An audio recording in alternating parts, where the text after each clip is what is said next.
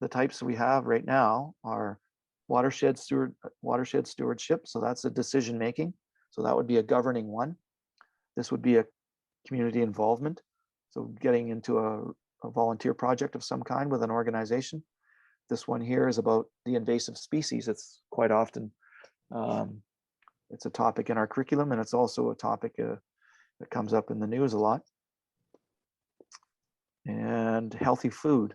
There's a big conversation recently, especially during the pandemic, food security. So there's a quest about food security. Fish habitat. This is the wanted alive one. Fish and water quality are closely related. So we want to find in this quest, what are we supposed to do?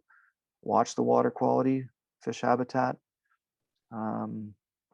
make a land use plan that's titled Wanted Alive. So we're trying to find habitat. And then it says I'm supposed to make a poster of native fish in BC and include that in my project. Very similar to the one I just did. So that's an interesting one. Myth of abundance. We talk about, oh, we got tons of fresh water. We're never going to run out of it. Maybe. That's an interesting project. Talks about the flushing rate of lakes. It's a big deal in the interior. Here's the streams one that I went on. Sustainable forestry and forests sustained. It's a big topic in British Columbia. In fact, I've been learning a lot about this while I've been doing this presentation series. That's an interesting quest. Mining for our future. Mining makes a significant contribution to BC's GDP. It's a big industry. So there's an interesting quest there. And then something really, one of the real important competencies in our curriculum is critical thinking. And our simulator has all this data and all this modeling, and something students can do on a quest is go and check some of those assumptions.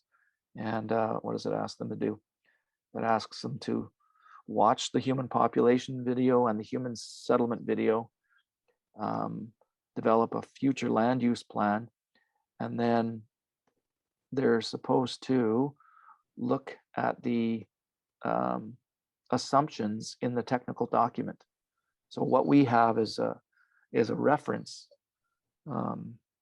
document in the simulator that shows where all our data came from and how the assumptions are made. So this gives the students a chance to reflect on the data itself, and are these assumptions valid? So that's an interesting one, and we'll have many more quests as we work with more and more teachers.